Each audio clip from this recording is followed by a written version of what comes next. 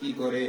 বোনের হক বাপ মারা যাওয়ার পর বাবার সম্পদ ভাইয়েরা সব ভাগ করে নিয়ে যায়, বোনদেরকে দেয় না। আপনাদের এদিকে কি আছে? গাইবান্ধা আছে? গাইবান্ধাও আছে, এদিকে আরো বেশিও আছে। জোরে বলেন নাউজুবিল্লাহ।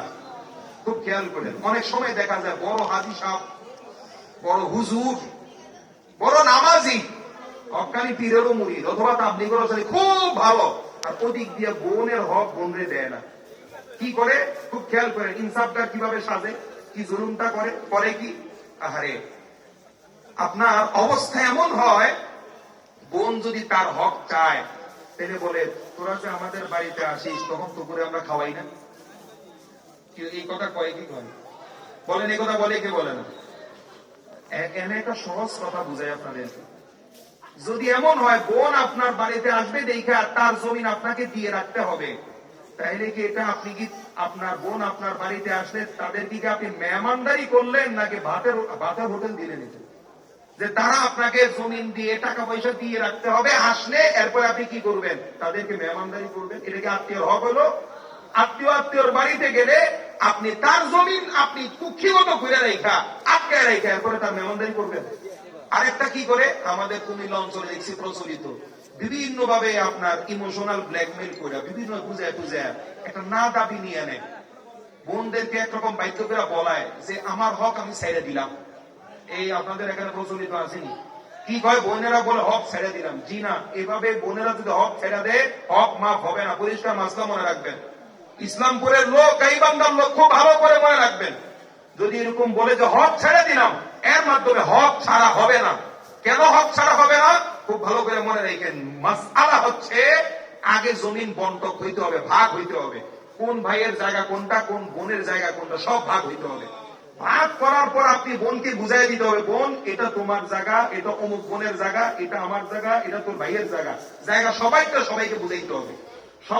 সবাইকে বুঝাই দেওয়ার পর, বোনকে বোনের জায়গা বুঝাই দেওয়ার পর সে পাইয়া এরপর যদি বলে যে থাক ভাই, আমার আল্লাহ কি সম্পদ কম দিছে, আমার জামাইরও আল্লাহ যথেষ্ট সম্পদ দিছে, থাক আপনারা এটা চলে বইরা খান, এই তো খায়া দেয়া চলেন, আল্লাহ ভরসা, আমরা মাঝে মধ্যে আমু দেখবো, অসুবিধা নেই।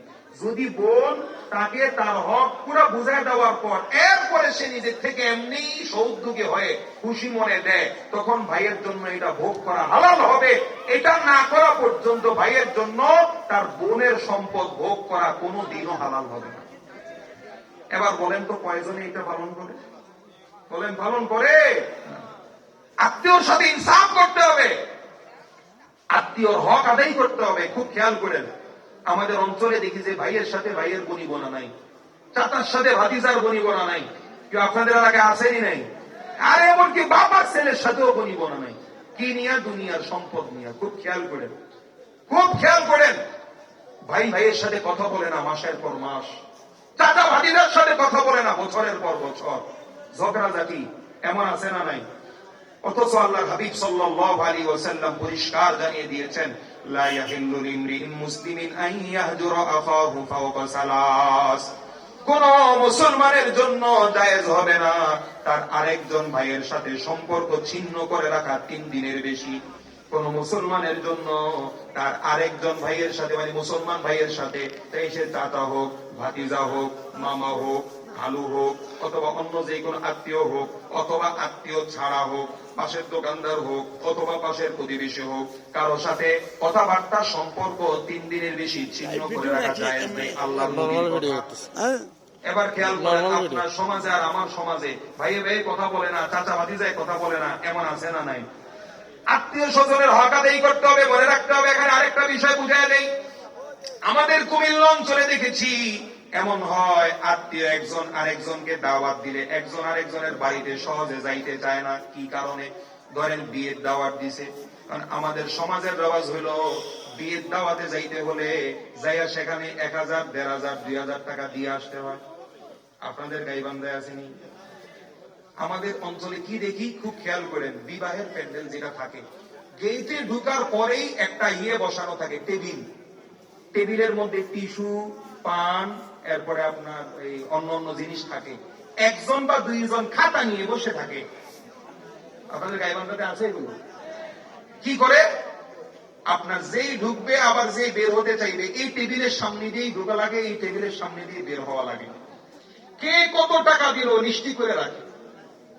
দিন শেষে যে আয়োজক সে মিলায় কে কত টাকা দিল। কিরে অমুকের পোলার বিয়েতে আমি দিলাম 2000, সে কত বড় কিপটা, আমার পোলার বিয়েতে সে এসে 1500 দিয়ে গেল। আরেকজন অমুকের কত দিয়ে গেছে 1500 টাকা। কিরে